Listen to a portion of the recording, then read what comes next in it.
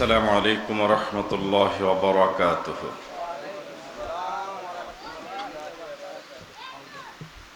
نحمده ونستعينه ونستغفره ونؤمن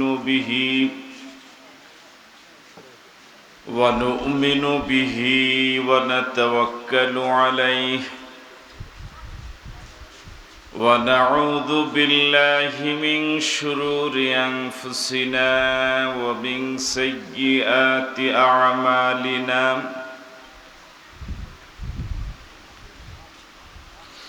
من يهد الله فلا مضل له ومن يضلله فلا هادي له ونشهد أن لا إله إلا الله وحده لا شريك له ونشهد أن سيدنا وحبيبنا وطبيب قلوبنا ومولانا محمدا عبده ورسوله الذي أرسل رسوله بالحق بشيرا ونذيرا وداعيا إلى الله بإذنه وسراجا منيرا فقد قال الله تعالى في كلامه المجيد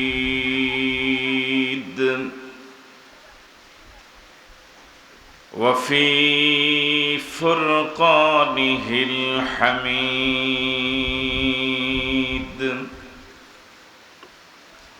أعوذ بالله من الشيطان الرجيم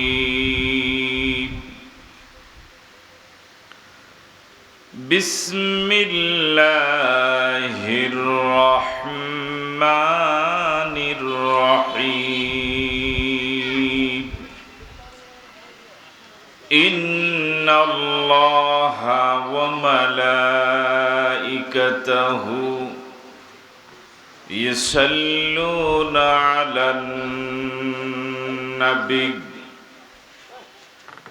يا أيها الذين آمنوا صلوا عليه وسلموا تسليما محبة الشتى درود إبراهيمي পড়ুন اللهم صل على محمد وعلى آل محمد كما صليت على إبراهيم إنك حميد مجيد اللهم بارك على محمد وعلى آل محمد كما باركت على إبراهيم وعلى آل إبراهيم إنك حميد مجيد উত্তর অলিপুর ব্যাপারী বাড়ি জামে মসজিদ প্রাঙ্গণে 7 দিন ব্যাপী আয়োজিত নবম বার্ষিক তাফসীরুল কোরআন মাহফিলের আজ তৃতীয় দিবস। এই মাহফিলের মহতারাম সভাপতি, আমন্ত্রিত হাজারাত উলামায়ে কেরাম, আমন্ত্রিত অতিথিবৃন্দ, মুরব্বিয়ানে আযম,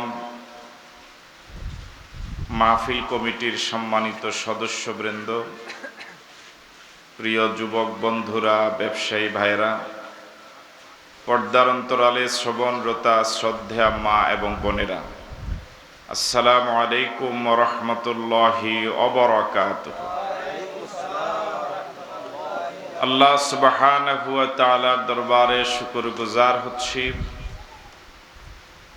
যে মহান আল্লাহ সুবহানাহু ওয়া তাআলা অত্যন্ত দয়া করে এই এলাকার অসংখ্য মুসলমান থেকে বাছাই করে আমাদেরকে একটি জান্নাতি পরিবেশে সুন্দর আয়োজনে কোরআন মজিদের আলোচনা সোনারি বাগানে যে মহান মুনিব আমাদেরকে কবুল এবং মঞ্জুর করলেন, আসার বসার কথা বলার কথা শোনার তৌফিক দিলেন, সে মুনিবের দরবারে মুনিবের শিখানো ভাষায় মুনিবের দেওয়া জবান ব্যবহার করে সকলে মিলে সমস্বরে পড়ছি আলহামদুলিল্লাহ। রাসূল করিম সাল্লাল্লাহু আলাইহি ওয়াসাল্লামের প্রতি দরুদ, যিনি আমাদের প্রিয় নবী, সর্বকালের সর্বযুগের সর্বশ্রেষ্ঠ নবী। সে নবীর প্রতি দরুদ পড়ছি যার প্রতি একবার দরুদ পড়লে আল্লাহ রাব্বুল আলামিন সাথে সাথেই 10টি সগীরা গুনাহ মাফ করে দেন, 10টি রহমত বর্ষণ করেন, 10টি মর্যাদা বাড়িয়ে দেন। সে নবীর প্রতি আমরা সকলেই পড়ছি সাল্লাল্লাহু আলাইহি ওয়াসাল্লাম। আপনাদের সকলকে আন্তরিক মোবারকবাদ জানিয়ে গতকাল আমরা যে সূরা থেকে কথা বলা শুরু করেছিলাম সে সূরা থেকেই আমরা কথা বলবো ইনশাআল্লাহ। সুবহানাকা লা ইলমা লানা ইল্লা মা আল্লামতানা ইন্নাকা আনতাল আলিমুল হাকিম। রব্বিশরাহ লি সাদরি ওয়া ইয়াসসির লি আমরি ওয়াহলুল উকদাতাম মিন লিসানি ইয়াফকাহু কওলি। আমরা সূরা হাশর থেকে শুরু করেছিলাম, যে সূরার আয়াত হলো 24, রুকু 3, ক্রমিক নাম্বার 59। রাসূল করিম সাল্লাল্লাহু আলাইহি ওয়াসাল্লামের হিজরতের পরে নাজিল হয়েছিল, এজন্য সূরাটি মাদানী। গতকালকে এই কথাগুলো আমি আপনাদের কাছে বলেছিলাম, আপনাদের কাছ থেকে আবার পড়াটা আদায় করেছিলাম। একদিনের ব্যবধানে পড়াটা কি মনে আছে না ভুলে গেছেন? বাকিরা তো বলো না। সূরার নাম আওয়াজ দিয়ে বলেন। এই সূরাতে আয়াত কয়টি? রুকু, ক্রমিক নাম্বার। সূরাটি মাক্কি না মাদানী? এখনো অনেকে জবাব দেনই নাই। 24 আয়াত 3 রুকু সম্বলিত এই সূরাটি রব্বুল আলামিন শুরু করেছেন সাব্বাহা লিল্লাহি মা ফিস সামাওয়াতি ওয়া মা ফিল আরদ। গতকালকে আমরা এই সূরাটির ব্যাকগ্রাউন্ড, শানে নজুল, প্রেক্ষাপট, দীর্ঘ ঘটনা আপনাদের সামনে উপস্থাপন করেছিলাম। বনু নজির গোত্রের বিশ্বাসঘাতকতাকে কেন্দ্র করে রাসূল করিম সাল্লাল্লাহু আলাইহি ওয়াসাল্লামকে তারা হত্যার পরিকল্পনা নিয়ে প্রিয় নবীকে একটি দেয়ালের পাশে বসিয়ে ছাদের উপর থেকে পাথর নিক্ষেপ করে পাথর ফেলে দিয়ে রাসূলকে হত্যা করার একটা ষড়যন্ত্র তারা বাস্তবায়ন করার পথে চলে গিয়েছিল। সে পরিপ্রেক্ষিতে রাসূল করিম সাল্লাল্লাহু আলাইহি ওয়াসাল্লাম 10 দিনের সময় দিয়েছিলেন তাদেরকে এলাকা ছেড়ে চলে যাওয়ার জন্য। চলে যাওয়ার ব্যাপারে তারা সিদ্ধান্ত নিয়েছিল, কিন্তু মুনাফিকদের প্ররোচনায়, মুনাফিকদের উৎসাহে তারা আবার থেকে যাওয়ার সিদ্ধান্ত নিল। শেষ পর্যন্ত রাসূল সাহাবায়ে কেরাম সহ এলাকা ঘেরাও করলেন। তারা চলে যেতে বাধ্য হলো। মুনাফিকরা তাদের ওয়াদা রাখলো না, তাদেরকে সহযোগিতার হাত বাড়ালো না। যুগে যুগে মুনাফিকদের চরিত্র এটাই, আমরা গতকালকে প্রথম আয়াতের বিষয়ে কথা বলতেছিলাম। তামাম সৃষ্টি জগতে যা আছে আকাশে, যা আছে জমিনে, সব কিছু মখলুক, সব কিছু সৃষ্টি। এই সব সৃষ্টির স্রষ্টা মাত্র একজন, তিনি কে? স্রষ্টা, এটা বাংলা, এর আরবি হলো খালেক। আর সৃষ্টি, এটা বাংলা, এর আরবি হলো মখলুক। তো স্রষ্টা কয়জন? ইন্নালিল্লাহ, ওনারা যে বলেই না। আজকে অনেক যুবক আছে কিন্তু আওয়াজ তো একদম বুড়ার মতো। স্রষ্টা কয়জন? তিনি ছাড়া আর যা আছে সব মখলুক। সব কি? এবার বলুন, খালেক কয়জন? আর বাকি সব মখলুক। স্রষ্টা কয়জন? আর বাকি সব সৃষ্টি। এই সৃষ্টি যা আছে আকাশে, যা আছে জমিনে, সব কিছু আল্লাহর তাসবিহ পড়ে, তার গুণগান গায়। ওদের ভাষা আমরা বুঝি না। মানুষ যেভাবে মানুষের ভাষা বুঝে, যেমন আমি আপনাদের সাথে কথা বলি, আপনারা আমার কথাগুলো বুঝেন, আমি আপনাদের কাছ থেকে কিছু জবাব চাই, মাঝে মাঝে আপনারা জবাব দেন, সেটাও আমি বুঝি। কিন্তু কোনো প্রাণীর, অন্য ভিন্ন কোনো প্রাণীর কথা আমি যেভাবে বুঝতাম না, আপনারা বুঝতেন না। ঠিক নয় কি? প্রাণী জগৎ সবাই তাদের নিজ নিজ ভাষায় আল্লাহর গুণগান গায়। তাদের ভাষা আমরা না বুঝার কারণে আমরা বুঝি না। সাগরের পাড়ে গেলে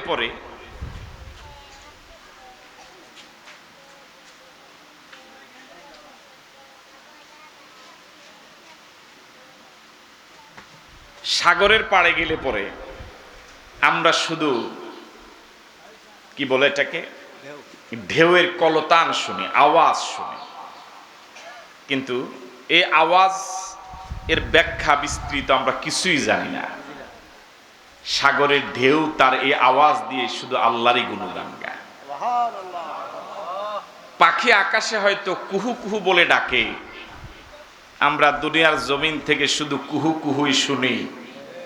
সে হয়তো ডাকে আল্লাহু আল্লাহ।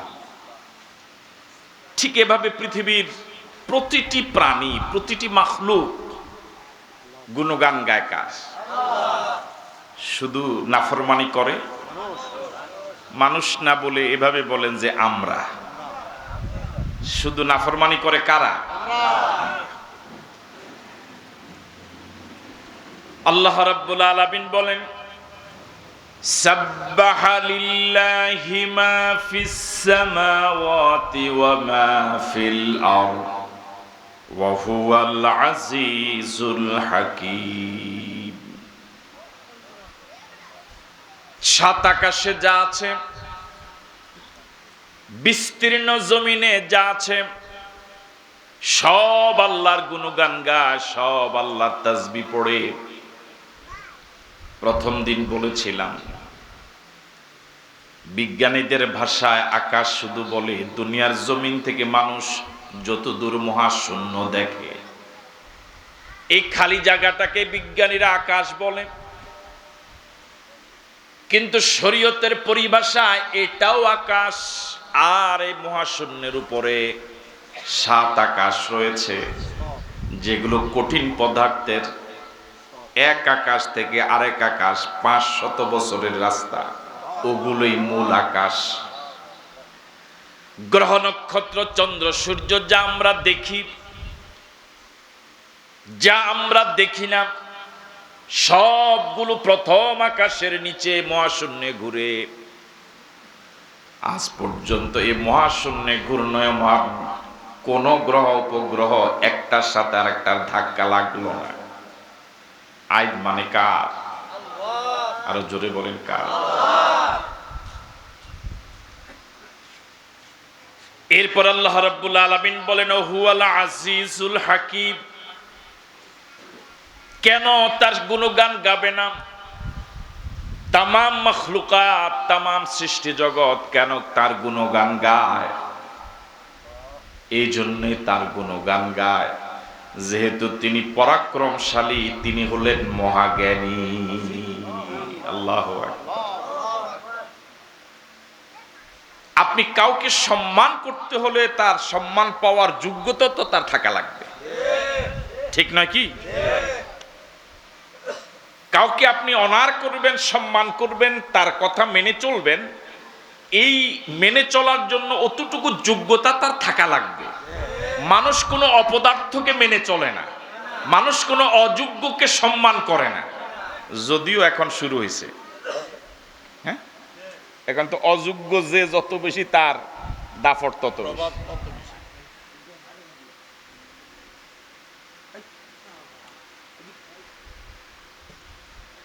মানুষ মানুষকে ভালোবাসে চার কারণে: জামাল, কামাল, এহসান, কারাবাত। জামাল মানে সৌন্দর্য। একটা মানুষ, তাকে আপনি চিনেন না, তার পরিচয় জানেন না, তার ঘর বাড়ি ঠিকানা কিছুই জানা নাই, এর আগে কখনো আপনি তাকে দেখেননি। প্রথমে দেখেই তার চেহারাটা খুব সুন্দর, গায়ের রং খুব ফর্সা, কথা খুব চমৎকার ভাবে বলে, আপনি কিন্তু তার প্রতি একটা শ্রদ্ধাবোধ আপনার জেগেই যাবে, ঠিক না? এটা কেন জাগলো? সৌন্দর্যের কারণে। মনোযোগ নাই মনে আপনাদের? কিসের কারণে? অথচ এর সাথে আপনার পূর্বের কোনো পরিচয় নাই, কিছুই জানেন না, ঠিকানা, দেখেই তার প্রতি একটা মায়া লাগলো, শ্রদ্ধা জাগলো, তার রূপ সৌন্দর্য, চেহারা, অবয়ব দেখে এটা মনের অজান্তেই, নিজের ইচ্ছার বাহিরেই তার প্রতি একটা শ্রদ্ধাবোধ জাগে। দুই নম্বর যে কারণে মানুষ মানুষকে শ্রদ্ধা করে, মহাব্বত করে, ভালোবাসে, সেটার নাম হলো কামাল। কামাল মানে যোগ্যতা। কি? একটা লোক চেহারা ভালো নয়, গায়ের চামড়া ফর্সা নয়, কালো মানুষ, চেহারা বিশ্রী, চেহারায় মায়া নাই, কিন্তু লোকটা খুব যোগ্য, একেবারে যত কঠিন অঙ্ক হোক সে পারে, একেবারে থ্রুল ইংরেজিতে কথা বলতে পারে, দেশ এবং আন্তর্জাতিক সম্পর্কে তার প্রচন্ড জ্ঞান, প্রচন্ড মেধাবী সে।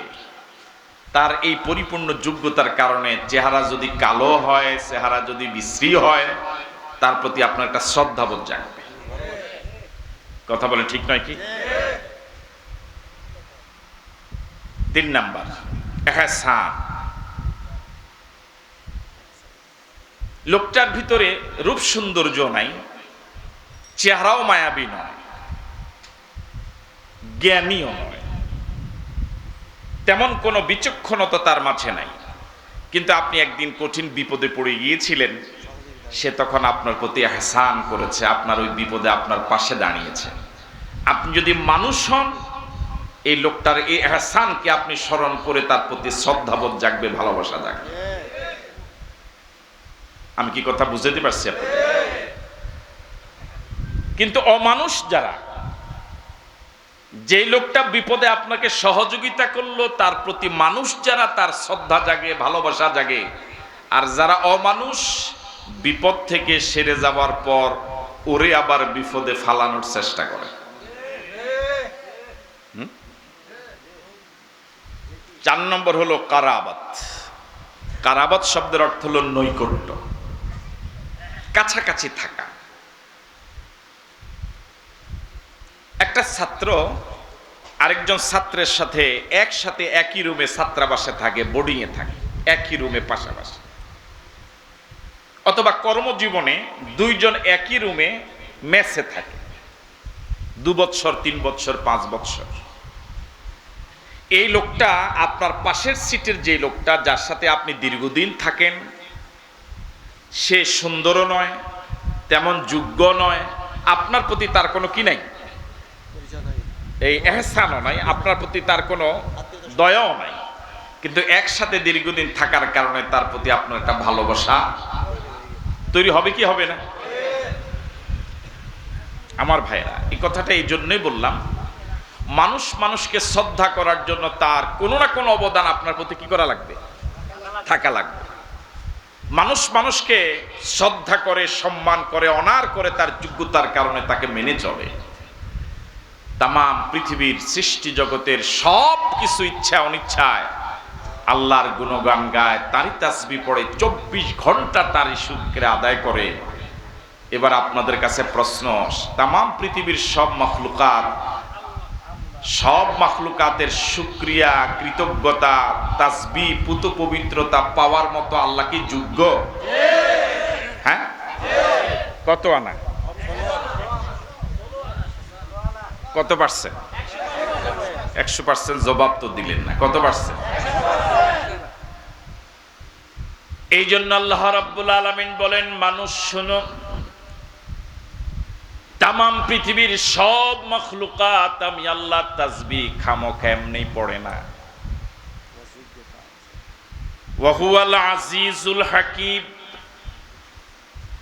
আল্লাহর তাসবিহ পড়ে তাম মাখলুকাতের সবাই, এই জন্যই তাসবিহ পড়ে ওয়া হুয়াল আজিজ, তিনি পরাক্রমশালী।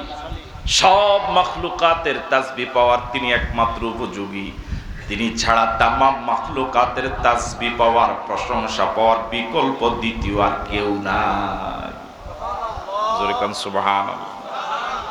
ওয়া হুয়াল আজিজ, ওয়া হুয়াল আজিজ, তিনি পরাক্রমশালী, সব ক্ষমতার একচ্ছত্র অধিপতি তিনি।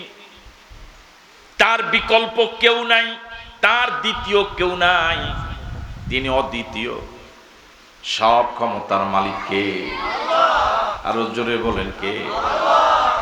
আন্নাল কুওয়াতা লিল্লাহি জামিআ, আন্নাল কুওয়াতা লিল্লাহি জামিআ, আন্নাল কুওয়াতা লিল্লাহি জামিআ, সব ক্ষমতার একমাত্র মালিক, শুধুমাত্র মালিক, কেবলমাত্র মালিক আল্লাহ।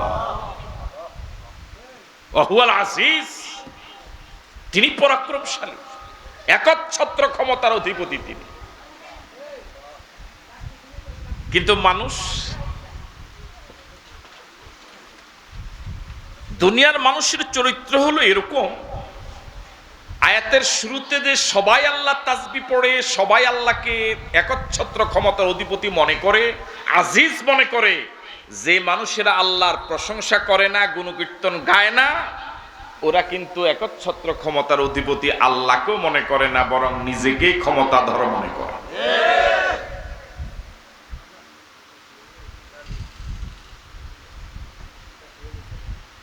ওয়া হুয়াল আজিজ, তিনি একচ্ছত্র ক্ষমতার মালিক, তিনি ক্ষমতাধর। উদাহরণ দিতে গিয়ে আমি বলে থাকি, এই ছোট্ট একটা প্যান্ডেল ঝুলানো গেল না খুঁটি ছাড়া, একটা নয়, দুইটা নয়, অসংখ্য খুঁটি লেগেছে। আর ওই বিশাল আকাশ একটাও খুঁটি ছাড়া যিনি ঝুলায় রাখলেন, তিনি যদি ক্ষমতাবান না হন, তিনি যদি পরাক্রমশালী না হন, আর পরাক্রমশালী কে হবে? ঠিক নাই? আল হাকিম, তিনি মহাজ্ঞানী, সব জ্ঞানের একমাত্র মালিককে। মানুষকে আল্লাহ কতটুকু জ্ঞান দিলেন? আল্লাহ রাব্বুল আলামিন কোরআন মজিদে বলেন, ওয়ামা উতিতুম মিনাল ইলমি ইল্লা কলিলা, ও বান্দা, আমি বান্দাকে সামান্য নয়, সামান্যতম ইলম দিলাম। সুবহানাল্লাহ। আমাদেরকে কতটুকু ইলম দিবেন? সামান্যতম, একবারই সামান্য। সব ইলমের মালিক কে? ওয়া হুয়াল আলিমুল হাকিম, সব জ্ঞানের আধার তিনি, সব জ্ঞানের মালিক তিনি। অন্য আয়াত আল্লাহ পাক বলেন, ওয়াল্লাহু ইয়ালামু ওয়া আনতুম লা তা'লামুন, আল্লাহ সব জানে, তোমরা জানো না। সুবহানাল্লাহ।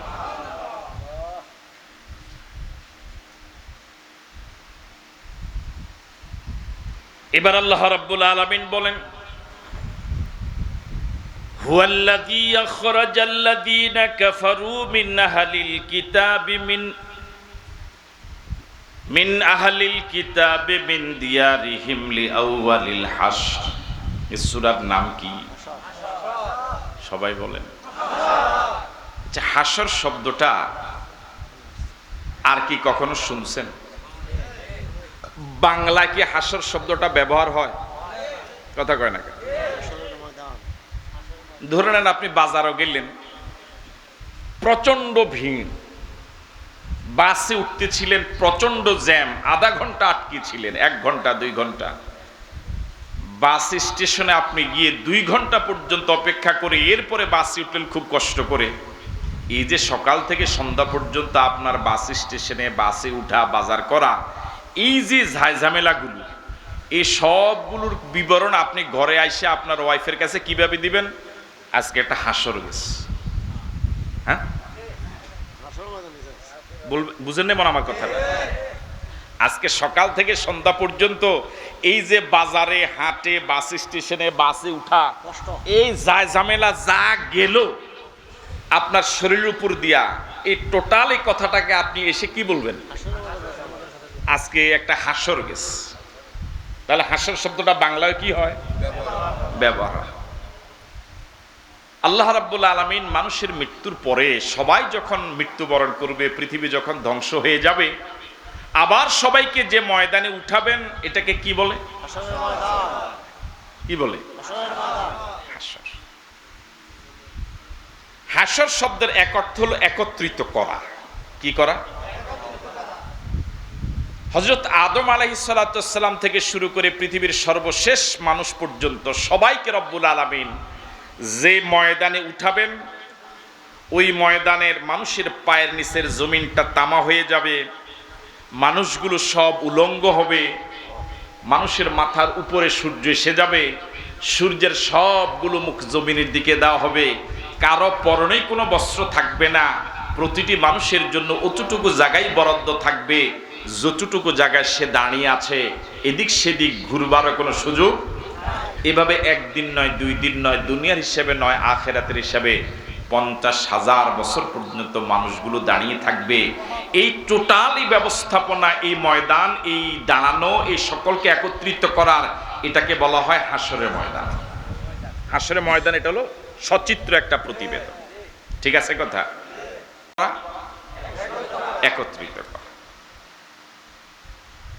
আল্লাহ রাব্বুল আলামিনের হাবিব, তাকে যখন হত্যার পরিকল্পনা নিয়ে একটি দেয়ালের পাশে তারা বসালো, ছাদের উপর উঠে পাথর ফেলে দিবে পরিকল্পনা নিল, রাসূল কি সেখানে বসেছিলেন না উঠে আসছিলেন? কথা বলে না কেন? নিজে জেনে জেনে না কারো মাধ্যমে জেনে? হ্যাঁ, কে জানাইছিলেন? আল্লাহ জানাইছিলেন। কার মাধ্যমে? না নিজে জানছিল? ভালো করে শুনেন, যদি নিজে জানতেন তাহলে তো ওই জায়গায় বসতই না। হ্যাঁ, যদি নিজে জানতেন তাহলে রাসূল যখন তাদের এলাকায় তাদের কাছ থেকে টাকা কালেকশনের জন্য রওনা হয়েছিলেন, তখনই তো তাদেরকে বলে দিতেন যে তোরা কিন্তু এরকম একটা পরিকল্পনা করবি, এটি বাদ দিয়ালা। ঠিক আছে না কথা? তাহলে কেউ জানানো ছাড়া যেটা জানে, এটার নাম গায়েব। এটার নাম কি? আর কেউ জানাইয়া দিলে যেটা জানে, এটার নাম কি নয়? আপনাদের মনে হয় মনোযোগ নাই। কেউ আপনাকে জানাইয়া দিল, জানাইয়া দেওয়ার পরে আপনি যেটা জানলেন, এটার নাম গায়েব। গায়েব কোনটা? কেউ জানালো না, কেউ জানানো ছাড়া নিজেই জানেন, এটার নাম কি? আমার বাম পাশে যিনি বসা, মাওলানা মিজানুর রহমান, উনি আজকে সকালবেলায় কি খেয়েছিলেন এটা আপনারা কেউ জানেন? হ্যাঁ, এটা মুক্তার সাহেব, মুক্তার নিয়ে আপনি না বিয়ে শাদীর মুক্তারি করেননি না তো কি এটারে মুক্তার কেমন?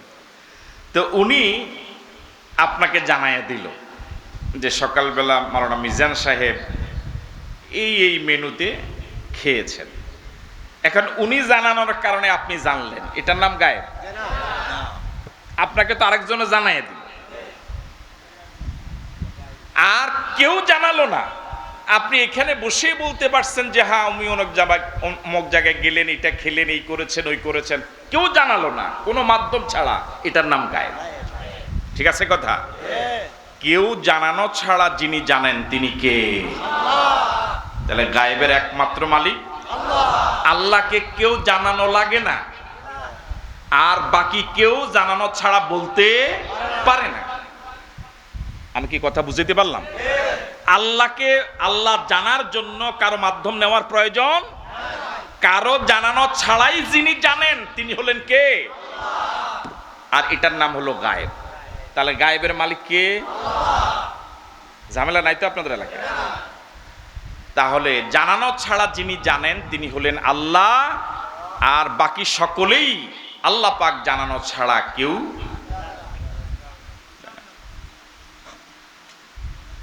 জিবরাইল আলাইহিস সালাতুসসালামকে আল্লাহ রাব্বুল আলামিন পাঠালেন খুব দ্রুত, যে আমার হাবিব যে জায়গায় বসে আছে এই জায়গা থেকে দ্রুত উঠে যেতে বলো। রাসূল চলে আসলেন, তাদের পরিকল্পনা জেনে গেলেন। পরিকল্পনা কিন্তু, ষড়যন্ত্র কিন্তু এটা শুরু হয়েছে বহু আগ থেকে, এটা কিন্তু এখনো চলমান আছে। অবশ্য আমাদের বাংলাদেশে নাই। ষড়যন্ত্র শব্দটা আমাদের বাংলাদেশের ডিকশনারিতে নাই। হ্যাঁ আছে, আছে। বরং আমার কাছে মনে হয় বাংলাদেশে ষড়যন্ত্র এটার একেবারে হৃষ্টপুষ্ট হয়ে আছে। হ্যাঁ একেবারে। তো ষড়যন্ত্র মোকাবেলা করার জন্য রাসূলকে আল্লাহ পাক জিবরাইলের মাধ্যমে জানায় দিলেন। কিন্তু আমাদের এখন তার পৃথিবীতে নবুয়ত নাই, এখন তার জিবরাইল আসবে না, কিন্তু ষড়যন্ত্র তো এখনো। তাহলে এখন কি করা লাগবে? সচেতন থাকা লাগবে। যখনই ষড়যন্ত্র জানবেন তখনই সচেতন হওয়া লাগবে। রাসূল এসে সিদ্ধান্ত দিলেন 10 দিনের সময়। কয়দিন? 10 দিনের ভিতরে এলাকা কি করা লাগবে? অলিফুর। আপনি কি অলিফুর নিয়ে পড়ছেন না কইরপুর? একা শেষ বাড়ি মনে হয়। জি। তাহলে যে 10 দিনের ভিতরে কোন জায়গা ছাড়া লাগবে? অলিফুর। যদি 10 দিনের ভিতরে না ছাড়ো তাহলে কেমনে ছাড়ানো লাগে? এবার আপনাদের কাছে প্রশ্ন, রাসূল যে সিদ্ধান্তটা দিয়ে দিলেন যে এই এলাকা ছেড়ে চলে যাওয়া লাগবে, কোন জায়গায় যাবা আমার জানা দরকার নেই, কিন্তু এলাকা থাকতে পারবা না, এই রায়টা কত % সঠিক? কথা বলে না কেন? কত আনা সঠিক? কেন? যারা আল্লাহর নবীকে হত্যা করতে পরিকল্পনা নেয় তারা শুধু এলাকা নয়, পৃথিবীতে থাকার অধিকার রাখে না। অপরাধটা ছোট না বড়? আল্লাহর নবীকে হত্যা যারা করার পরিকল্পনা নেয় তারা শুধু এই এলাকা নয়, আল্লাহর জমিনে থাকার অধিকার তাদের। তবু রাসূল তো এতটুকু সুযোগ দিছে, আর কেন জায়গা?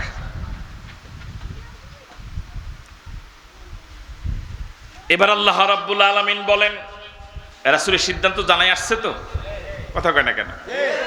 হুয়াল্লাযী, তিনি সে আল্লাহ, আল্লাযী আখরাজাল্লাযীনা কাফারু মিন আহলিল কিতাব, যে আল্লাহ আহলে কিতাবের মাঝে যারা কাফের তাদেরকে বের করে দিয়েছিলেন। আখরাজা, বের করে দিয়েছিলেন। মিন দিয়ারিহিম, তাদের ঘর বাড়ি থেকে। লিআউয়ালিল হাসরে, প্রথমবার একত্রিত করে। তারা যে গেছে গ্রুপে গ্রুপে যায় না, একসাথে সবাই গেছে।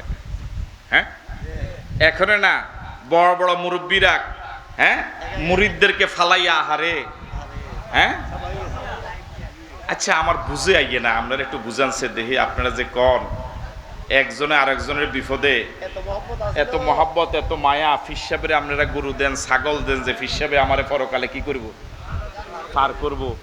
আপনারা নেতার পিছনে ঘুরেন যে নেতা আপনাদের সহযোগিতা করব। নেতা পরকালে সহযোগিতা দূরের কথা, দুনিয়াতে তো খবরে রাখে না। হ্যাঁ মাওলানা মিজান যে গেল হে হে মুয়াজ্জিনের কাছে কইয়ে যাওয়ার কি ফায় নাই? বলে তোমার লগে একসাথে এক মসজিদে চাকরি করছি, আমার তো মুসল্লিরা চায় না আমি যাইগা, তুমি থাও, এটা তো কে যেতে পারে না। তো এতার পিছে আড়ি লাভ আছে নি? কোনো লাভ নাই, না, মাওলানা মিজানের পিছনে হাঁটি কোনো লাভ আছে? কোনো লাভ নাই। হাসরের ময়দানে যে মানুষ ইয়া নাফসি করবে, এটা তো দুনিয়াতে বিপদে পড়লেই বোঝা যায়। দুনিয়াতে তো ইয়া নাফসি শুরু হয়ে গেছে। তো হাসরের ময়দানে কেউ কারো খোঁজ নেবে না। হুয়াল্লাযী, কেন আল্লাহর তাসবিহ পড়বা, কেন আল্লাহর শুকরিয়া আদায় করবা, কেন আল্লাহর প্রশংসা করবা? তিনি তো সে আল্লাহ যিনি আল্লাযী আখরাজাল্লাযীনা কাফারু মিন আহলিল কিতাব, আহলে কিতাবের মাঝে যারা কাফের বনু নজির, যারা ইহুদিদের মাঝে যারা বনু নজির, তাদেরকে বের করে দিয়েছিলেন কে? কে বের করে দিয়েছিলেন? কোত্থেকে বের করে দিয়েছিলেন? মিন দিয়ারিহিম, তাদের ঘর বাড়ি থেকে। লিআউয়ালিল হাসরে, প্রথমবার একত্রিত করে। রাসূল করিম সাল্লাল্লাহু আলাইহি ওয়াসাল্লামের সিদ্ধান্ত জানিয়ে দেওয়ার পরে, যেটা গতকাল বলেছিলাম, আজ আবার শুরুতে কিছুটা ইঙ্গিত দিলাম, তারা সিদ্ধান্ত নিয়েছিল চলে যাওয়ার জন্য, কিন্তু শেষ পর্যন্ত মুনাফিকরা কি দিছে? বাতাস। কথা কয় না কেন? বাতাস দিলে আগুন একটু কি হয়? বাড়ে। তো মুনাফিক এটা কি দিছিল? আমরা আসি না, আমরা এলাকায় এতদিন কি করছি? ঘোড়ার ঘাস কাটছি, আমরা আসি না, আমরা বড় ভাইরা আসি না। কথা কয় না, ঠিক কিনা? কি ভাই? আহা, কি বড় ভাই। হ্যাঁ, এখন দেখ খালি শুধু দেখি কালা কালা দাগ।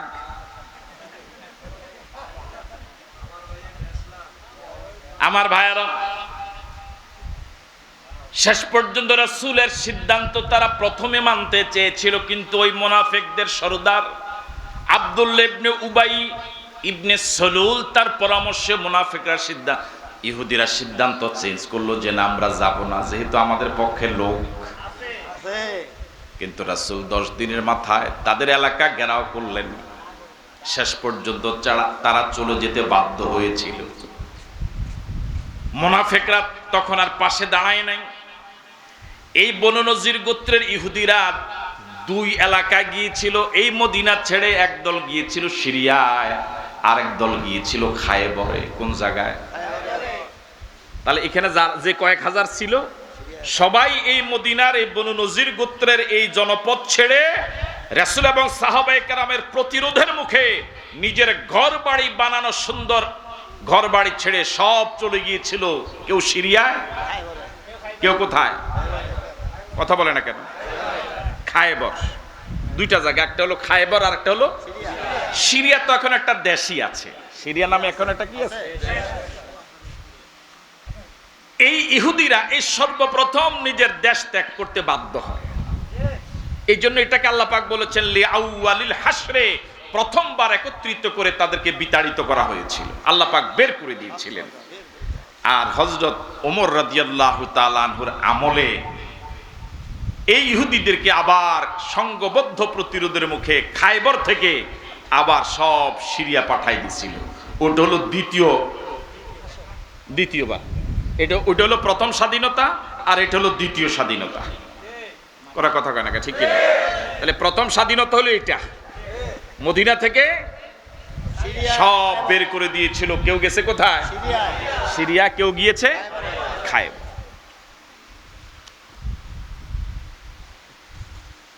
দেখুন, সাহাবায়ে কেরাম রাসূলের নেতৃত্বে ইহুদিদের জনবসতির চারপাশে ঘেরাও করে তাদেরকে হুমকি দিয়েছে, তাদের গাছগুলো কেটে ফেলেছে, বাগানগুলোতে আগুন ধরিয়ে দিয়েছে। তারা শেষ পর্যন্ত ভয়ে ভীত সন্ত্রস্ত হয়ে তারা এলাকা ছেড়ে, ঘর বাড়ি ছেড়ে চলে যেতে বাধ্য হলো। বাহ্যিকভাবে আমরা দেখলাম যে রাসূল এবং সাহাবায়ে কেরামের হুমকির মুখে তারা চলে গেছে, কিন্তু আল্লাহ পাক বলতেছেন না, আমি বের করে দিয়েছি। কথা বুঝেন নাই? আমরা বাহ্যিকভাবে কি দেখলাম? কাদের প্রতিরোধের মুখে তারা চলে গেল? রাসূল এবং সাহাবায়ে কেরামের। কিন্তু আল্লাহ পাক কি বললেন? আমি বের করে দিয়েছি।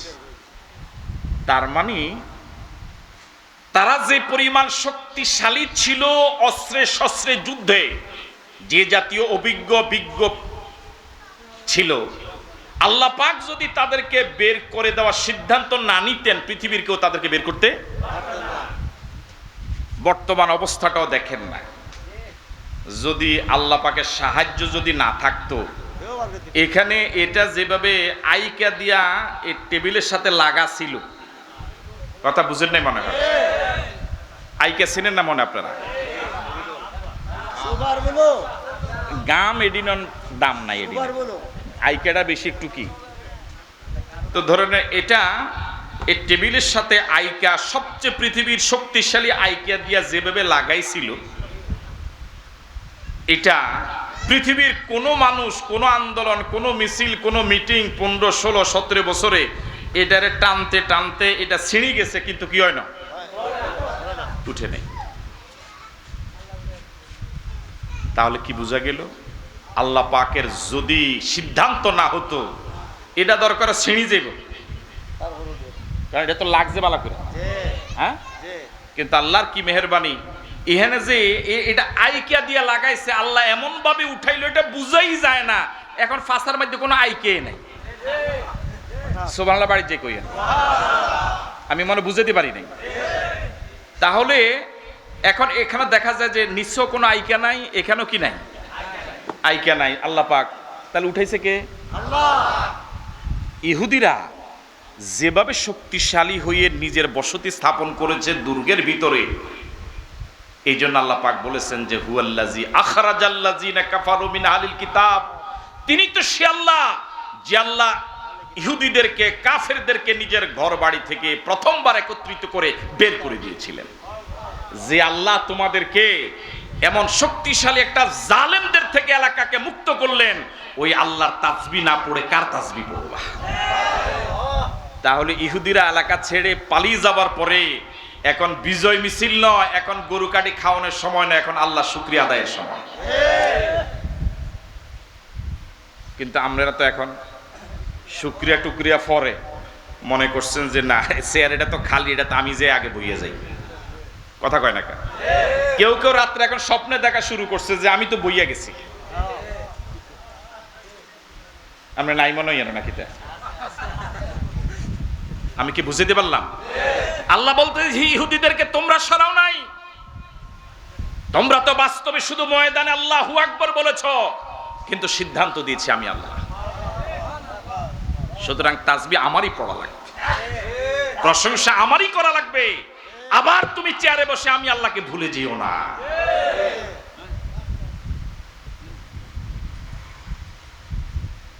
আসলে কপালটাই আমাদের এমন, কপালটাই আমাদের এমন। আল্লাহ এই দেশকে তুমি সন্ত্রাস মুক্ত, চাঁদাবাজ মুক্ত করে দাও।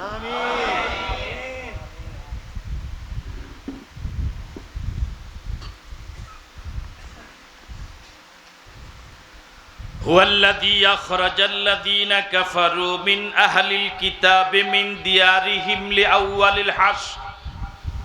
কেন আল্লাহ তাসবিহ পড়বা না? কেন এমন আল্লাহর প্রশংসা করবা না? কেন এমন আল্লাহর জিকির করবা না?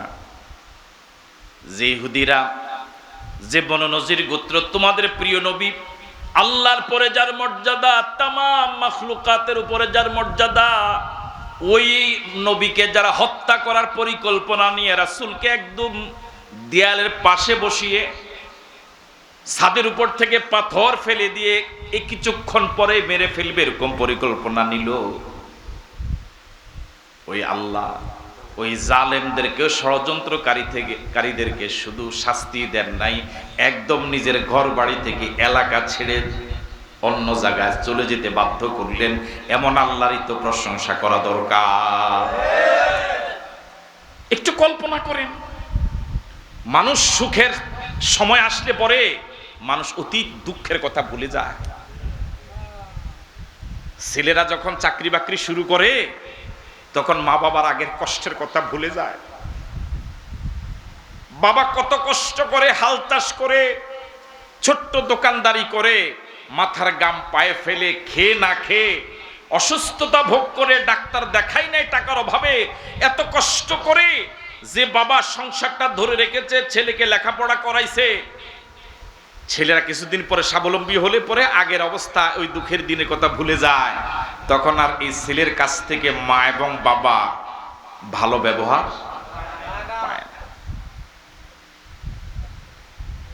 এখন তো সুখের সময় পড়ে গেছেন, আগের 1.5 যুগের কথা এখন আর মনে নাই। একটু কল্পনা করেন, চোখটা বন্ধ করে, কি ছিলেন, কথা বলা যেত না,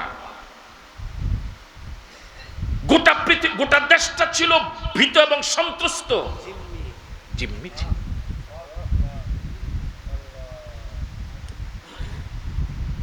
এখন এই সুখের অবস্থায় পড়ে যদি আগের দুঃখের অবস্থা ভুলে যান, তাহলে দেখবেন আপনারা আবার আরো বড় মাতবর হয়ে যাবেন।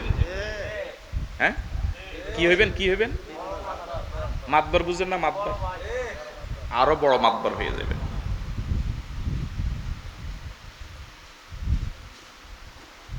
হুয়াল্লাযী আখরাজাল্লাযীনা কাফারু, তিনি তো সে আল্লাহ। আগে বলা হলো হুয়াল আজিজুল হাকিম, তিনি পরাক্রমশালী। কেমন প্রচন্ড ক্ষমতাধর, যাদেরকে কেউ সরাতে পারে নাই তারা সরে যাবে কেউ কল্পনা করে নাই। তিনি এমন পরাক্রমশালী আল্লাহ, তিনি এমন আজিজ, তিনি এমন হাকিম। তিনি এই পরাক্রমশালী আল্লাহ শক্তিধর ইহুদিদেরকে, শক্তিধর বনু নজিরকে নিজের ঘর বাড়ি এলাকা ছেড়ে অন্যত্র চলে যেতে বাধ্য করেছেন। তাহলে সব বিজয়ের পিছনে প্রশংসা কার? কোনো কৃতিত্ব নাই মানুষের। যদি আপনার কৃতিত্ব থাকতো তাহলে আপনি এতদিন পারেন নাই কেন? কথা কয় না কেন? আপনি তো আগেও ছিলেন। হ্যাঁ, আবার আপনি যদি বলেন এখন দিল, আল্লাহ যখন সিদ্ধান্ত হয়েছে তখনই আল্লাহ দিস। আল্লাহ তার আমরা কথা মতো চলে না। আল্লাহ, আপনারা তো আগেও ছিলেন, 18 কোটি তো আগেও ছিল, তা আগে হয় নাই কেন? আল্লাহ দেয় নাই।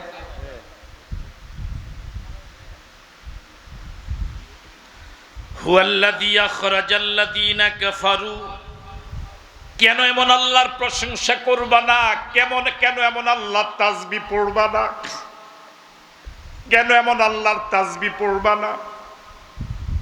যেই বনু নজির ইহুদি গোত্র, কাফের গোত্র বিশ্ব নবীকে, আমার প্রিয় হাবিবকে হত্যা করার পরিকল্পনা নিয়েছে, এত বড় অপরাধ যারা করেছে,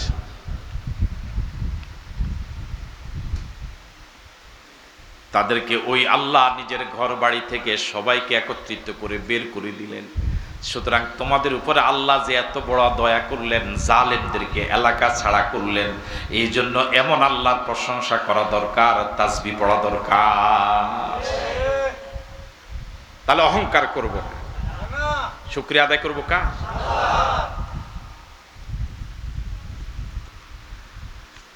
মা জানান্তুম আইয়া খরজু, মনোযোগ আছে আপনাদের? এবার আল্লাহ পাক যে বনু নজির গোত্রকে এলাকা ছাড়া করলেন, তাদের শক্তি, তাদের ক্ষমতা, তাদের দাপট, তাদের অস্ত্র, তাদের শক্তিমত্তার একটা বর্ণনা দিলেন। এই যারা শক্তি, ক্ষমতায়, অর্থে, অস্ত্রে, জনবলে এমন শক্তিশালী ছিল, পৃথিবীর কেউ কল্পনা করে নাই যে এগুনে দেশ ছাড়বো। কথা কয় না কেন? আবার ওরা নিজের টাকার গরমে, ক্ষমতার গরমে, অস্ত্রের গরমে, জনবলের গরমে এমন ভাবে নিজেকে অহংকারী করে তুলেছে যে আমগো উপরে কথা কয় না। আর কে আমগরে এলাকা থেকে দূরে তাড়াই দেওয়া তো দূরের কথা, আমগো চোখের দিকে চাইয়া কথা কয় না তো নাই। তাহলে আল্লাহ পাক কি বলেন? মা জানান্তুম, ও মুসলমানেরা, ও নবীর সাথীরা, তোমরা কোনোদিন ধারণা করো নাই আইয়া খরুজু, যে তারা বের হয়ে যাবে। তোমরা একটা হুমকিতে ধুমকিতে তোমরা বনু নজির গোত্রের চারপাশে শুধু একটা মিছিল করেছ, একটা হুঙ্কার দিয়েছ, একটা আল্লাহু আকবার বলে ডাক দিয়েছ, তাদেরকে কি বলে একটা থ্রেড দিয়েছ।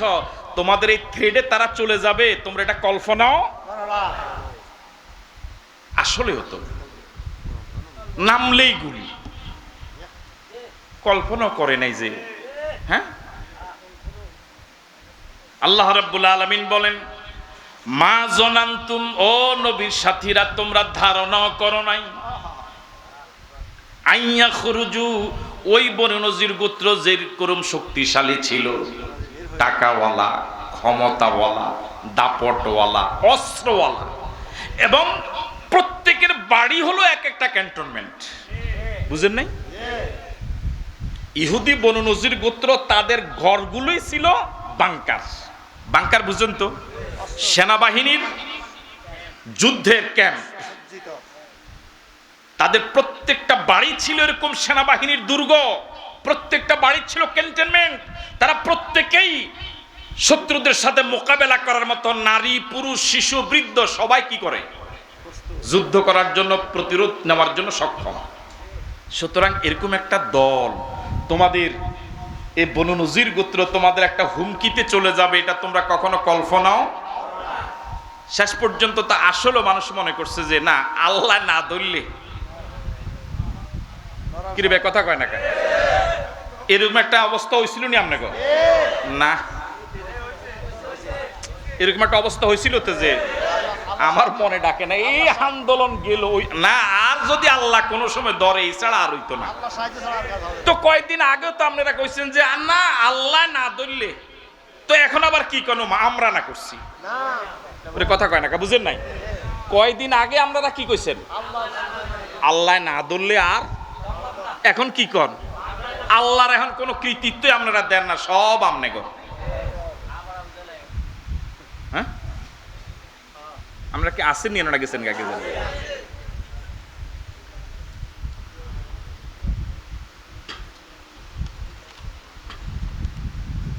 মা জনান্তু মাইয়া খরুজু, ও ইমানদারেরা, তোমরা ধারণাও করো না ইয়া খরুজু, যে তারা তোমাদের মিছিলে কি হয়ে যাবে?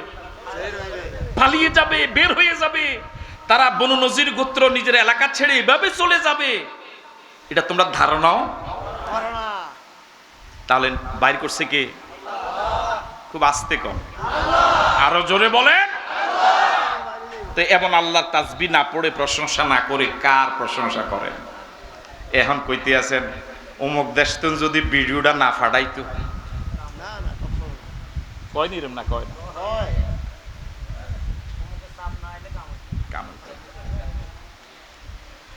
এবার আল্লাহ রাব্বুল আলামিন বলেন, ওয়াজন্নু, এতক্ষণ কলি ইমানদারদের কথা, তোমরা ধারণা। আবার এবার ওই যারা ফালাইয়া গেল, বনু নজির গোত্র যারা নিজের এলাকা ছেড়ে অন্য জায়গায় চলে গেল, কোন কয় জায়গায় গেছে? সিরিয়া আর খায়বর। তারাও ধারণা করেছিল, এই বনু নজির গোত্র ধারণা করেছে যে আমাদের এত অস্ত্র, আমাদের এত প্রশিক্ষণ, অস্ত্র না জমা দিছি, প্রশিক্ষণ তো কি দেই না, আবার এগুনে অস্ত্র দেয় না, প্রশিক্ষণও দেয় না, জমা, কথা কয় না কার? তাহলে যে এরা ধারণা করেছে যে আমাদের যেরকম অস্ত্র, আমাদের যেরকম জনসংখ্যা, আমাদের যেরকম প্রত্যেকের বাড়ি দুর্গ, প্রত্যেকের বাড়ি ক্যান্টনমেন্ট, আমাদের অস্ত্রের বল, জনবল, অর্থবল, বৃক্ষরাজিতে ঘেরা, চতুর্দিক থেকে ঘন ঘন গাছে ঘেরা, মানে প্রাকৃতিকভাবেই তাদের এই বনু নজির গোত্রের এলাকাটা হলো সুরক্ষিত। কি? সুতরাং তারা ধারণা করছে পৃথিবীর যত শক্তিশালী দলে হোক, বুঝেন নাই কথা, যে আমগরে লাড়িতে থাকতো। এই জন্য আল্লাহ রাব্বুল আলামিন বলেন, ওয়াজন্নু, ওই বনু নজির গোত্র ধারণা করেছিল, আন্নাহুম মানিআতুহুম হুসুনুহুম মিনাল্লাহ, তাদের দুর্গগুলো আল্লাহর আযাব থেকে তাদেরকে বাঁচাবে। তাদের ধারণা ছিল যেরকম অস্ত্রের প্রশিক্ষণ আমগো আছে, কাছে কেউ আইতো না, যত বিপদ আসুক আমরাই 100। কত? ওয়াজন্নু, বনু নজির গোত্র নিজেরাও ধারণা করেছিল, আন্নাহুম মানিআতুহুম হুসুনুহুম, তাদেরকে রক্ষা করবে, হেফাজত করবে, নিরাপদ রাখবে তাদের দুর্গগুলো, তাদের প্রশিক্ষণ, তাদের অস্ত্র, তাদের জনবল, তাদের অর্থবল, তাদের এই প্রশিক্ষণগুলো, তাদের দুর্গগুলো তাদেরকে নিরাপদ রাখবে মিনাল্লাহ আয় মিন আযাবিল্লাহ, আল্লাহর আযাব থেকে। তাহলে ইমানদারও ধারণা করছে এগুলো যাইতো না, আর এগুলো ধারণা করছে আমগরে কেউ সরাইতে গেছিনি, সরাইছিনি। ক্ষমতা কার? ওয়াহুয়াল আজিজ, তিনি প্রচন্ড ক্ষমতাধর। তিনি সব সময় ধরে না, সবাইকে ধরে না। যখন তার সিদ্ধান্ত ধরবে তখন আল্লাহর ধরা থেকে কেউ কাউকে বাঁচাতে পারে না। তিনি কে?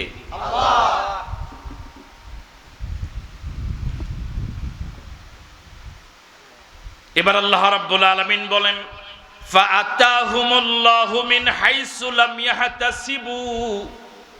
অনুবাদ শোনার আগে বলেন আল্লাহু আকবার। আল্লাহ রাব্বুল আলামিন বলেন ফাআতাহুমুল্লাহু মিন হাইসু লাম ইয়াহতাসিবু।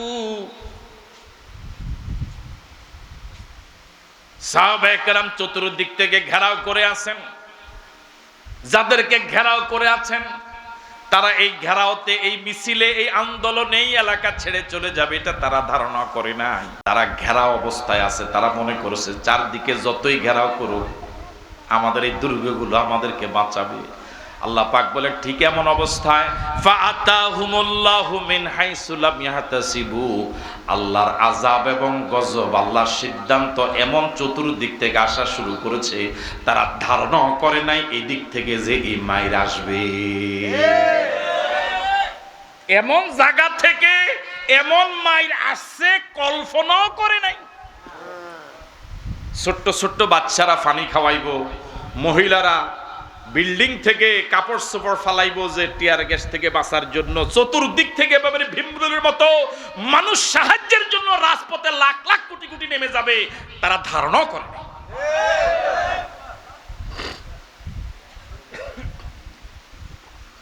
আল্লাহ রাব্বুল আলামিন বলেন ফাআতাহুমুল্লাহু মিন হাইসু লাম ইয়াহতাসিবু, ফাআতাহুমুল্লাহু মিন হাইসু লাম ইয়াহতাসিবু। আল্লাহ পাকের আযাব এবং চতুর্দিক থেকে আসা শুরু করলো। লাম ইয়াহতাসিবু, এই জায়গা দিয়া এই ছোট্ট পাথরের আঘাত যে এত জোরে পড়বে ধারণা করে নাই। হ্যাঁ,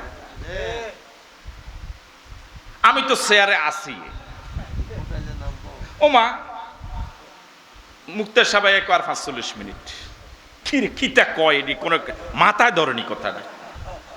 হ্যাঁ, মিন হাইসুলাম, আমি ধারণা করি নাই যে উনি এসে আমার কি কইব, কারণ আমার আপন আত্মীয় তো, কথা কয় না কা। উনি না মাহফিলের সভাপতি, তো ওনার সভাপতিতে তো আমি মাহফিলে আসছি। উনি যদি এক হুজুর আমরা জানগা, এটা তো আমার কল্পনার বাহিরে, আমি মনে বুঝাইতে পারিনি আপনাদের। উনি মাহফিলের সভাপতি, মা উনি, বাবা উনি, আবার আঙ্গুইয়ান দিয়ে আছে মাতবর ইয়া গিয়াসউদ্দিন, আবার ওই গিয়া কি জানি আছে রাসেল, এই যারা আছে। তো এগুনে আমার দাওয়াত দিল, এগুনে আমার আনলো, কি সুন্দর আম খাবা, মালটা খাবা, কিতা কিতা খাবা, আবার যাওয়ানোর সময় পয়সাও দিব। আমি আশায় বই রয়েছি, ওমা এগুনা এক হুজুর আমরা জানগা। আমি কি সুন্দর চেয়ারে বইয়া মোটামুটি একটা ১২টা দিচ্ছি, কথা শুরু করবো, বাতাস আইছে, আই এক হুজুর আমরা জানগা। সময় কতক্ষণ কনা এখন এরকমটা লাগে মেজাজটা কর। এটা আমার ধারণারও, এটা আমার মাথাতে নাই। বুঝেন না মনে কথা, আপনি বুঝেননি না, হুদো মাথা লাড়েন।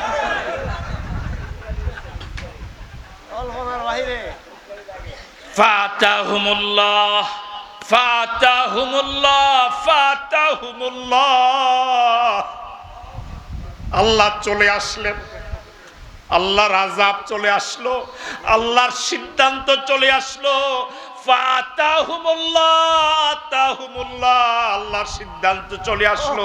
মিন হাইসু লাম ইয়াহতাসিবু, এমন জায়গা দিয়ে, এমন অসংখ্য জায়গা দিয়ে আল্লাহ সিদ্ধান্ত চলে আসলো। লাম ইয়াহতাসিবু, পতনের এই জায়গা দিয়া পতন হতে পারে কল্পনা করে না। আমার বানানো ঘর ছেড়ে আমার চলে যাওয়া লাগবে, এত সহজে চলে যাওয়া লাগবে আমি কল্পনা করি নাই। ও বনি নজির কল্পনা করে নাই, কিন্তু চলে যাওয়া লাগছে, চলে যাওয়া।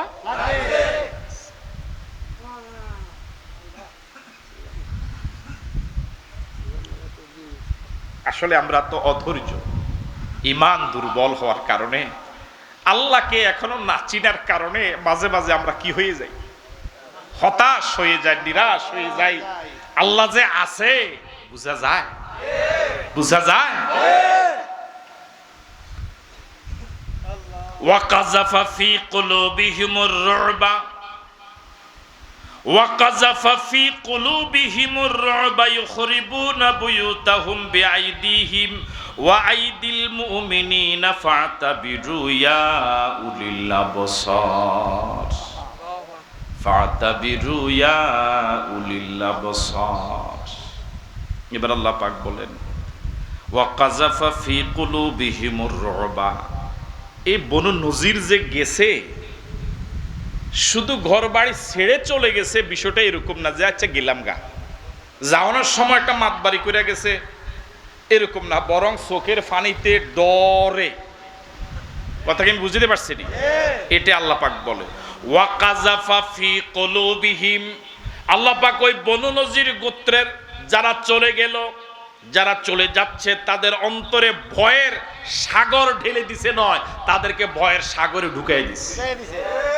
কথা বুঝেন নাই? এরকম ভয় আল্লাহ পাক কি সুন্দর ব্যবস্থাপনা। পৃথিবীতে আগে ছিল কিছু মানুষ চরম ভয়ে, আর এখন পৃথিবীর কিছু মানুষ এখন আগের অবস্থা। ওয়াতিলকাল আইয়ামু নুদাবিলুহা বাইনান নাস। ওয়াকাযাফা ফি কুলুবিহিমুর রু'বা। তিনি তেমন আল্লাহ, তিনি তেমন আল্লাহ হুয়াল আজিজ, তিনি পরাক্রমশালী। ওয়াকাযাফা, সে আল্লাহ ঢেলে দিলেন, জাগ্রত করে দিলেন, ফি কুলুবিহিম, ওই বনু নজির গোত্রের অন্তরে, আর রু'বা, ভয়। এমন ভয় ঢুকছে নিজের হাতে নিজের ঘর ভাঙা শুরু করছে। সুবহানাল্লাহ কইলেন না? নিজের হাতে নিজে কি করে ঘরটর ভাঙা শুরু করছে। কি পরিমাণ ডরাইলে মানুষ যখন বেশি ডরায় তখন তারে যদি আমরা কোন তুই হেদিকে যা, তে কিন্তু জায়গা চিনে না, তে ডাইনি যাইবো একবার, বামে যাইবো একবার, সে উত্তি হড়ব। যে জায়গা স্বাভাবিকভাবে দৌড় দিয়ে যেতে লাগে 10 মিনিট, এই জায়গাতে 1 ঘন্টা যেতে পারতাম। ঠিক আছে নি কথা? এটা কিসের কারণে? আজকে দেখলাম যে একতে দস্তখত দিতে আছে পদত্যাগে, নামে ভুলে গেছে। বুঝেন না মনে কথা? দস্তখত দিছে পদত্যাগ করতে গিয়ে, নাম তো লিখবো, ওমা খালি মানে ওয়াকাযাফা ফি কুলুবিহিমুর রু'বা। আল্লাহ মনে এরকম ডর ঢুকাই দিছে একা নিজের নামে।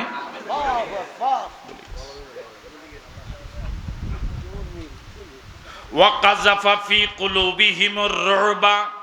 আল্লাহ তাদের অন্তরে এমন ভয় ঢুকায় দিলেন, ইউখরিবুনা বুয়ুতাহুম, তারা নিজের হাত বিআইদিহিম, তারা নিজের হাতে নিজের বানানো ঘর, নিজের বানানো বাড়ি।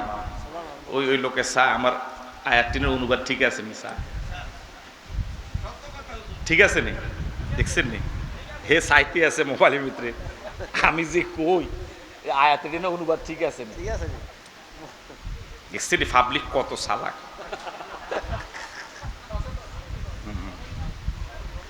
ওয়াকাযাফা ফি কুলুবিহিম, আল্লাহ তাদের অন্তরে ভয় ঢুকায় দিলেন, এমন ভয়, এমন ভীত সন্ত্রস্ত তারা হলো, ইউখরিবুনা, তারা ভেঙ্গে ফেলছে, বুয়ুতাহুম, তাদের ঘর বাড়িগুলো, তাদের বাংকারগুলো, তাদের দুর্গগুলো, অন্যের হাতে না, বিআইদিহিম, নিজের হাতে নিজের ঘর বাড়ি নিজে ভাঙ্গে। হ্যাঁ, রাসূল কিন্তু তাদেরকে একটা সিদ্ধান্ত দিয়েছেন, যাবার সময় তোমরা একজনের নেওয়ার উপযোগী যা নিতে পারো, তবে অস্ত্র কি করা যাবে না, নেওয়া যাবে না। এই আগামী 7 দিনের ভিতরে অস্ত্র কি দিয়ে দিতে হইব, জমা দিয়ে দিতে হইব। অস্ত্র নিতে পারবা না, বাকি যা আছে এ লইয়া যাইতে হইব। এই জন্য তারা চিন্তা করছে যেহেতু সুযোগ পাইছি, এখন নিজে কি সুন্দর বিল্ডিং বানাইছে, এখন বিল্ডিং ভাঙ্গে আসতে কি কয় জানালার কি কয় গ্রিল, গ্রিল দি লইয়া যাইতেছে, দরজার চৌকাঠ লইয়া যাইতেছে। ওয়া আইদিল মুমিনিন, তারা নিজেরাও নিজের ঘর ভাঙ্গে, আবার ইমানদাররা সহযোগিতা করে, ভাঙ্গে টাঙ্গে তাদেরকে দিয়ে দেখো তাড়াতাড়ি লইয়া যায়। কথা বুঝেন না মনে হয়? তোরা নিজের ঘর নিজে ভাঙতে তো একটু দেরি হইব, তো এতক্ষণ তো সময় দেওয়া যাইতো না, তো আমরা কিছু সহযোগিতা করি, যা লইয়া যা। এবার আল্লাহ রাব্বুল আলামিন এতটুকু বলার পর এবার বলেন ফাতাবিরু ইয়া উলিল আবসার, ফাতাবিরু ইয়া উলিল আবসার। এই ঘটনা দিয়ে এতটুকু বলে আল্লাহ পাক এবার আমাদেরকে বলেন কিয়ামত পর্যন্ত পৃথিবীতে ইমানদার হয়ে যারা আসবে, মানুষ হয়ে যারা আসবে, তাদেরকে বলেন ফাতাবিরু, শিক্ষা গ্রহণ করো, ইয়া উলিল আবসার, যাদের জ্ঞান আছে, চক্ষু আছে, অন্তরের চোখ আছে যাদের, এই ঘটনাতে শিক্ষা গ্রহণ করো। কি শিক্ষা? যে তোমাদের শক্তি দিয়া পৃথিবীর কাউকে পরাজিত করতে পারবা না যদি আল্লাহর সিদ্ধান্ত। আবার গর্ব অহংকার করে নিজেও টিকে থাকতে পারবা না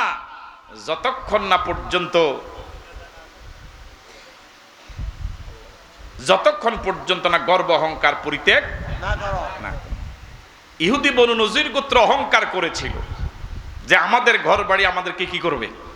রক্ষা করবে। সুতরাং শুকরিয়া আদায় করা লাগবে আল্লাহর, আর কখনোই ক্ষমতার, টাকার, অস্ত্রের, জনবলের, অর্থবলের অহংকার করা যাবে না।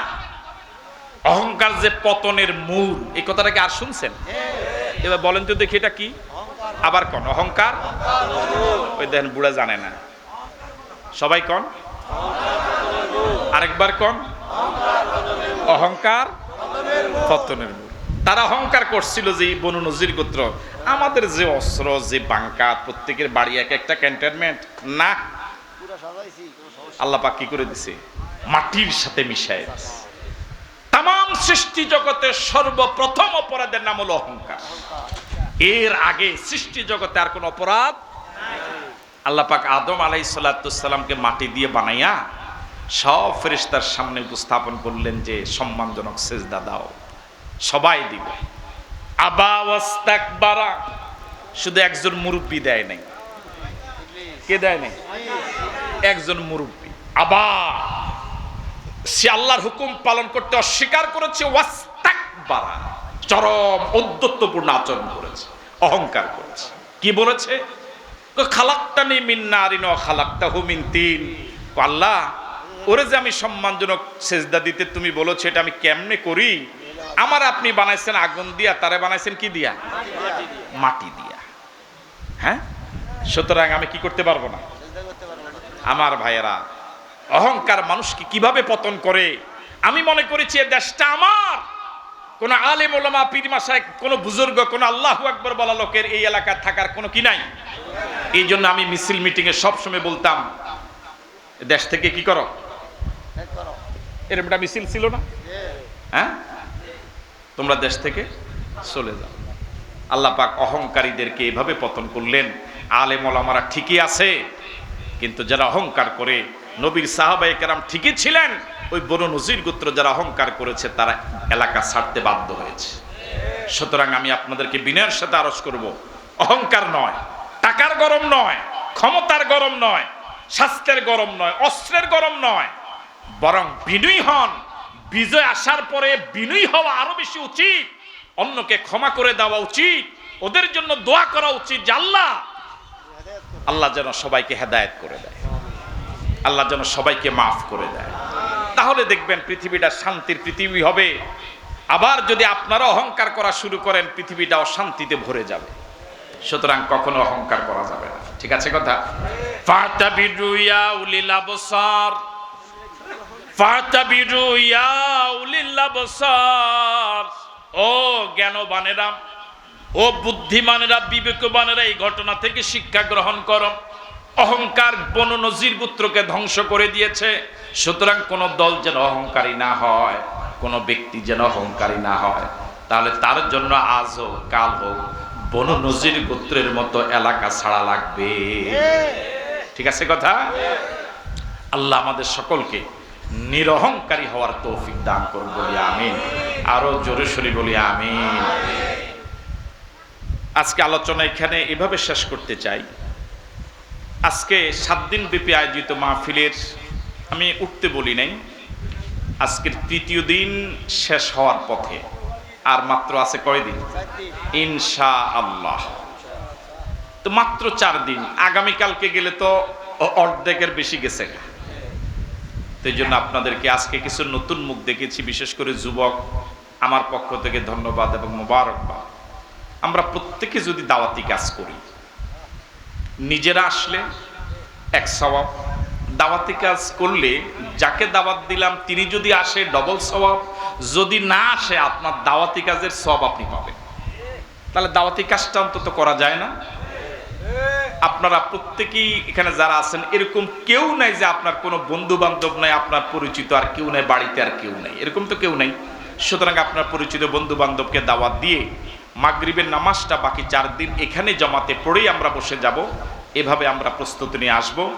এই দাওয়াত দিয়ে আজকের জন্য এখানে বিদায় নিচ্ছি। আসসালামু আলাইকুম ওয়া রাহমাতুল্লাহি ওয়া বারাকাতুহু।